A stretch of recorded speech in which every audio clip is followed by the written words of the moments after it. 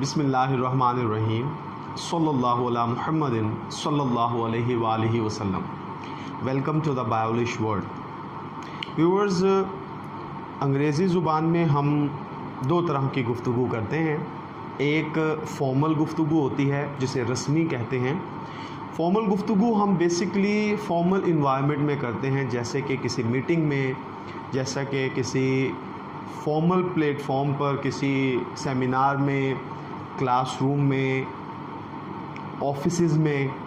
और इनफॉर्मल गुफ्तगू जो होती है वो व्यूअर्स फ्रेंड्स में, ठीक है जी, या किसी पब्लिक प्लेस पे, जैसे कि आप किसी नॉन या अननोन के साथ गुफ्तगू करते हैं, उसे इनफॉर्मल गुफ्तगू कहते हैं, जिसका कोई रिकॉर्ड जो है रिकॉर्ड शेप में जो ना हो।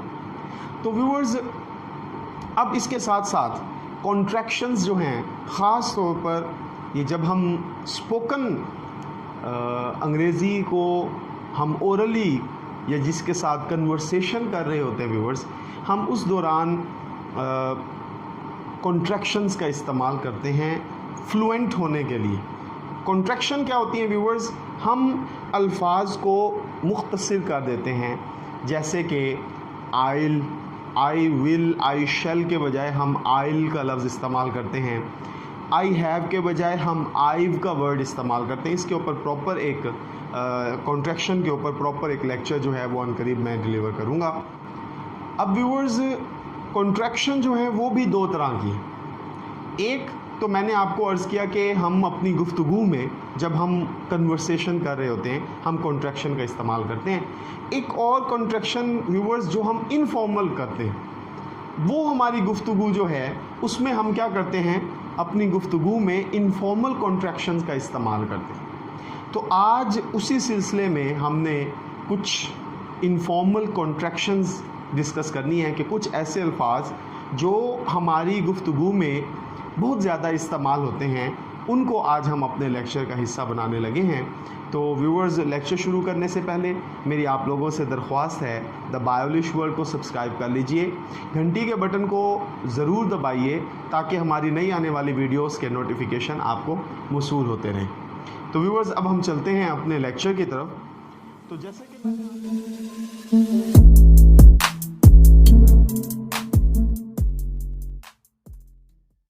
तो जैसे कि मैंने आप लोगों को व्यूअर्स बताया कि आज हम लोग इनफॉर्मल कॉन्ट्रैक्शंस करने लगे हैं। इनफॉर्मल कॉन्ट्रैक्शंस व्यूअर्स ये बहुत ही ज़्यादा इस्तेमाल होते हैं हमारी गुफ्तगू में। जैसे कि सबसे पहला वर्ड है वाना। हम अक्सर वाना वर्ड जो है वो इस्तेमाल करते हैं। ये बेसिकली वांट और टू, वांट प्लस टू के साथ मिलकर बनता है वाना। तो वांट टू फॉर्मल हो गया और वाना जो है वो इनफॉर्मल कॉन्ट्रैक्शन हो गई, जैसा कि आई वाना स्लीप। अच्छा व्यूअर्स, अब आपने देखा कि इसे हम इनफॉर्मल वे में इस्तेमाल करेंगे, फॉर्मल वे में इस्तेमाल नहीं कर सकते।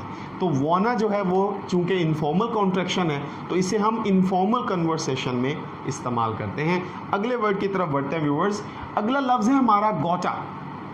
गोटा बेसिकली क्या है जी? Have got to. मतलब हैव गॉट टू बोलने के बजाय आप गोटा बोल सकते हैं, ठीक है जी। वी गोटा गो नाउ। तो इस तरह जब भी फिक्रे में have got to informal conversation में आपने इस्तेमाल करना हो व्यूअर्स, तो आप क्या करेंगे, हैव गॉट टू के बजाय गोटा इस्तेमाल कर सकते हैं। अगले वर्ड की तरफ बढ़ते हैं व्यूअर्स। ओटा। ओटा मतलब आउट ऑफ, आउट ऑफ। तो जब भी हमने आउट ऑफ बोलना हो हम उसकी जगह पे ओटा बोल सकते हैं। ग्लाइड बनती है आउट ऑफ। तो अगर हम ओटा बोल दें तो वो क्या है जी? इजी टू स्पीक है। तो इनफॉर्मल वे में जब आप बात कर रहे हो तो आउट ऑफ के बजाय आप ओटा इस्तेमाल करते हैं। इसकी एग्जांपल देखें, आई एम ओटा हियर। अच्छा, अब अगले वर्ड की तरफ देखें व्यूअर्स। अगला वर्ड बहुत ही इंटरेस्टिंग है, वॉचा। वॉचा हम व्यूअर्स कब इस्तेमाल करते हैं? What are you. कि जब भी हमने व्हाट आर यू बोलना हो व्यूअर्स, तो हम इनफॉर्मल कन्वर्सेशन करते हुए हम व्हाट आर लफ्ज़ इस्तेमाल करते हैं। तो व्यूअर्स देखें, व्हाट आर थिंकिंग, अब अगर मैं कहूँ जी व्हाट आर यू थिंकिंग, उसके बजाय अगर मैं ये कह दूँ व्हाट आर थिंकिंग, तो हम क्या करेंगे जी, कम वक्त में ये गुफ्तगू अपना पैगाम जो है बयान कर देंगे। अगले वर्ड की तरफ बढ़ते हैं व्यूअर्स। गोना, जिस तरह हम वाना इस्तेमाल करते हैं इसी तरह गोना मतलब गोइंग टू। वाना में हमने व्यूअर्स देखा वांट टू, और गोना में हम क्या देखते हैं, गोइंग टू। तो जब भी आपने गोइंग टू इस्तेमाल करना हो, आप इनफॉर्मल कन्वर्सेशन में गोना इस्तेमाल कर सकते हैं, जैसा कि आई गोना स्टार्ट टीचिंग।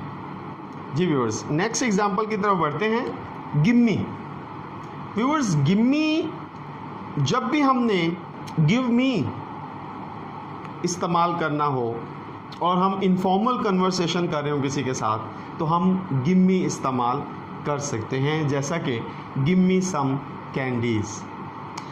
अब आप व्यूअर्स देख रहे हैं कि ये तमाम कॉन्ट्रैक्शंस जो हैं ये इनफॉर्मल हैं। जहन में रखिए कि फॉर्मल कन्वर्सेशन में आप इन इनफॉर्मल कॉन्ट्रैक्शंस को इस्तेमाल नहीं कर सकते। कर लेंगे तो आपकी गुफ्तगू तो मुकम्मल हो जाएगी, लेकिन फॉर्मल कॉन्टेक्स्ट में आपको फॉर्मल कन्वर्सेशन ही करनी ज़रूरी होती है। नेक्स्ट वर्ड को देखते हैं व्यूअर्स। किंडा, ये बड़ा इंटरेस्टिंग वर्ड है। काइंड ऑफ, कि जब भी हमने काइंड ऑफ का वर्ड इस्तेमाल करना हो, हम उसके बजाय क्या करते हैं, इनफॉर्मल सेटिंग में किंडा इस्तेमाल करते हैं। He is a kinda funny, he is a kinda funny, यानी कि he is a kind of funny कहने के बजाय हम इनफॉर्मल सेटिंग में कहेंगे he is a kinda funny. अगले वर्ड की तरफ बढ़ते हैं जो हमारा लास्ट है, डुन्नो। अब ये बड़ा इंटरेस्टिंग वर्ड है। जब भी हमने अपनी कन्वर्सेशन में डोंट नो का लफ्ज़ इस्तेमाल करना होते हैं, हम उनकी जगह पे क्या करेंगे, इनफॉर्मल सेटिंग में कहेंगे डुन्नो, जैसे कि I do know where he is.